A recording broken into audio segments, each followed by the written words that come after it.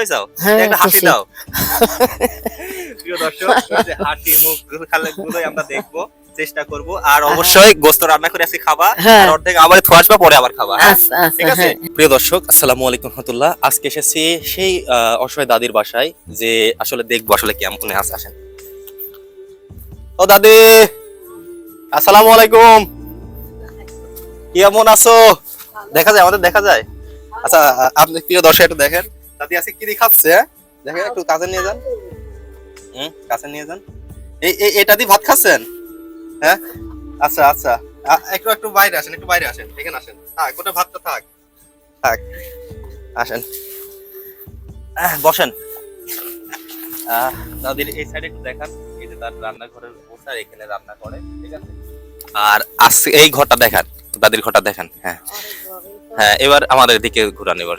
আসসালামু আলাইকুম। আসসালামু আলাইকুম। ওয়ালাইকুম আসসালাম। ভালো আছো দাদি? হ্যাঁ, ভালো আছে। কয়দিন আগে তোমার আইছিলাম না আমি। হ্যাঁ, তোমার কি মনে হয়েছে যে রান্না আবার আসবি? তা তো মনে হয় কিন্তু আসেনি তো নাকি? না। খালি অপেক্ষা করেছ যে রাতে কখন আসবে। আজকে কি দিয়ে ভাত খাচ্ছাও? কাঁচা আলু। আলু ভর্তা? হ্যাঁ, ও, সেই টাইমে তো আইছে, তা আমরা ভাত খাবো না? খাও। আছে ভাত। হ্যাঁ, প্রিয় দর্শক, দাদি কিন্তু দেখেন আলু ভর্তা দিয়ে ভাত খাচ্ছে, হাতের সাথে কোনো লাগেই আছে। তো আমরা তো কিছু নিয়ে আইছি আজকে তোমার জন্য, দেখবি?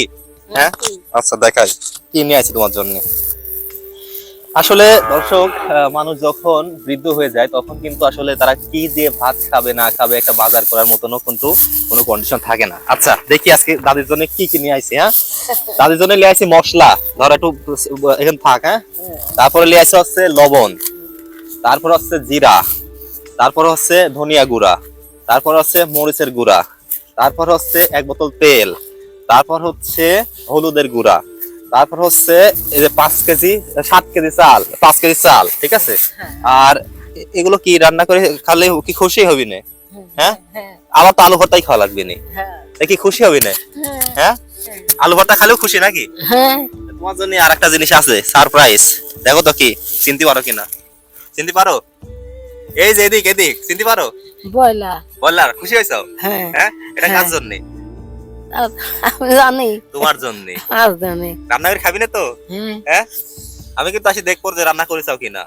আমি কছি আমার অসুখ ভাই, আমি এখন ঠিক করছি। কিন্তু ঠিক পাচ্ছ না, কিন্তু ওই আলু ভর্তা খালি আরো অসুস্থ হয়ে যাবি। এটা রান্না করে খাতে হবে। হ্যাঁ, এখন কুটি কুটি, ঠিক আছে, সুন্দর করে রাখি, অল্প অল্প করে ফ্রিজে, কারো আশেপাশে ফ্রিজে রাখবে একটু, ঠিক আছে। আর 1 প্যাকেট তুমি রান্না করে খাবে, আমার বাড়ি রাখি আসবি, আচ্ছা, ঠিক আছে। আমি রাখি দেবো না, তুমি হচ্ছে এর মধ্যে অর্ধেক তুমি রান্না করবি, 2-3 দিন করে খাবি, 2-3 ধরে, আর অর্ধেক আমার রেখে আসবে, আমি রাখি দেবো। হ্যাঁ, পরে আমি হচ্ছে আবার তোমাকে দেবো, ঠিক আছে। এই যেগুলো দেশে কিনা জানো? হ্যাঁ, আমার মাধ্যম দিয়ে তোমার এক লাতি বিদেশ থেকে দেশে, আচ্ছা, ঠিক আছে। তা তুমি কোনোদিন দেখো নাই, না, ঠিক আছে।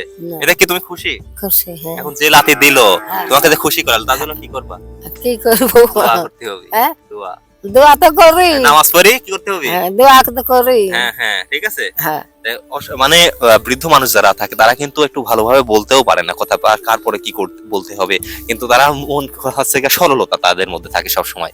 তো দাদিকে আজকে এগুলো দিয়ে গেলাম।